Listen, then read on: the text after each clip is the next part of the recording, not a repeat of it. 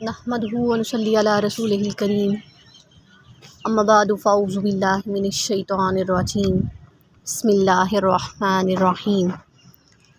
رب اشرح لی صدری ویسر لی امری واحلل عقدۃ من لسانی یفقہوا قولی۔ رب زدنی علما، اللہم فقہنا فی الدین، آمین یا رب العالمین۔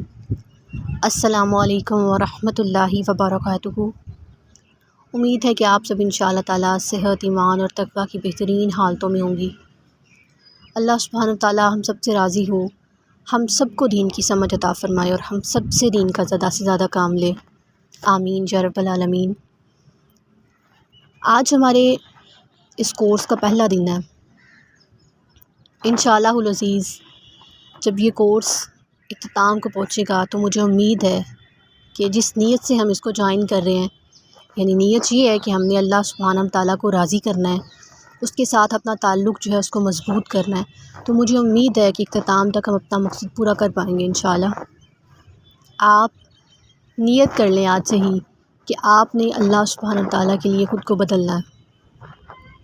کچھ بدلاؤ اچھے ہوتے ہیں، اور اسپیشلی جو بدلاؤ اللہ سبحانہ وتعالیٰ کی ذات کو راضی کرنے کے لیے ہم میں آتے ہیں وہ تو بڑے ہی اچھے ہوتے ہیں۔ تو خود کو بدلنے کی نیت کیجئے، پازیٹیو چینجز لانے کی نیت کیجئے، اور اللہ تعالیٰ سے دعا کیجئے کہ وہ ہمارا حامی و ناصر ہو، ہمارے اس کام میں، اس کورس میں وہ برکت ڈالے اور اس سے ہم بہت استفادہ حاصل کریں، آمین الہی آمین۔ آج کا آپ کا پہلا ٹاسک جو ہے وہ یہ ہے کہ آپ نے قرآن پاک کی آیات کو محض پڑھنا نہیں ہے، صرف ان کی تلاوت نہیں کرنی جو کہ ہم کرتے ہیں۔ ہم کیا کرتے ہیں کہ رمضان المبارک میں نے 3 قرآن پاک جو ہیں وہ مکمل کرنے ہیں، 4 قرآن پاک کرنے ہیں، ایسے ٹارگٹ سیٹ کرتے ہیں۔ لیکن اس دفعہ میں آپ سے ریکویسٹ کروں گی کہ کچھ ڈیفرنٹ ٹارگٹ سیٹ کریں، چاہے قرآن پاک کی ایک آیت کو ہی لے لیں، لیکن اس کو سمجھیں، جاننے کی کوشش کریں کہ اس آیت مبارکہ میں اللہ سبحانہ وتعالیٰ کا آپ کے لیے کیا میسیج ہے۔ قرآن کیا ہے؟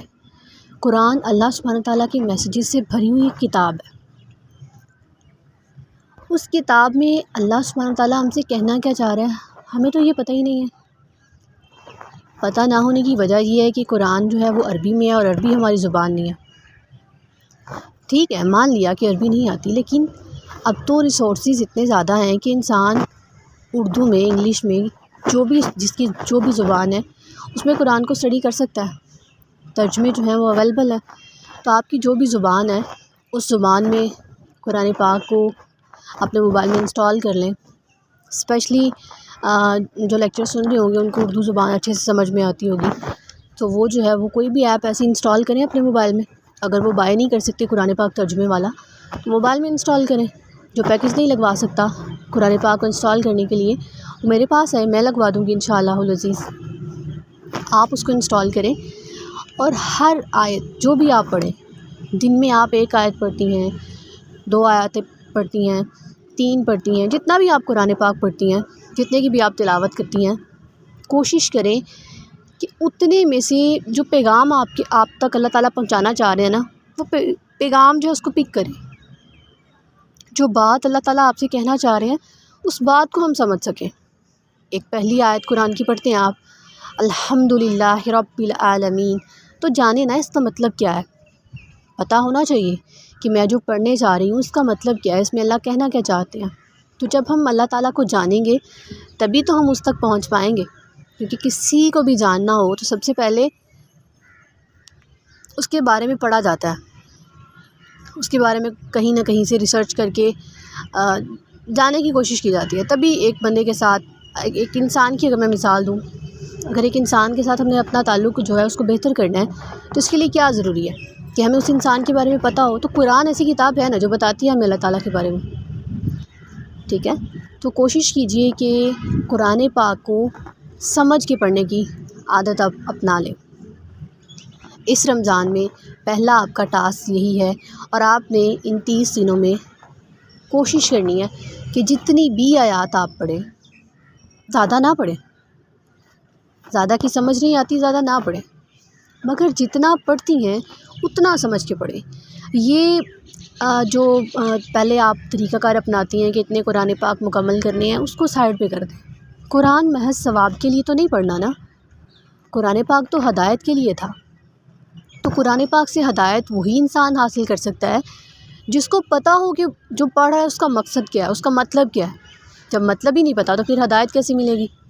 ہم نے قرآن سے ہدایت آج تک اسی لیے حاصل نہیں کی کیونکہ ہم نے تو قرآن کو ہدایت کے لیے پڑھا ہی نہیں ہے، ہم نے تو صرف اس کو محض ثواب کی نیت سے پڑھا ہے۔ تو ثواب تو بے شک ملتا ہے، لیکن ہدایت جو چاہتا ہے وہ قرآن کو اپنی زبان میں پڑھے۔ ہمیں چاہیے تو یہ تھا کہ ہم عربی سیکھتے، لیکن چونکہ ہم نہیں سیکھ پا رہے یا اس طرف رجحان نہیں ہے، تو ایٹ لیسٹ ہم اتنا تو کر سکتے ہیں کہ قرآن کو اردو زبان میں ہی پڑھ لیں، ترجمہ تو اویلیبل ہے۔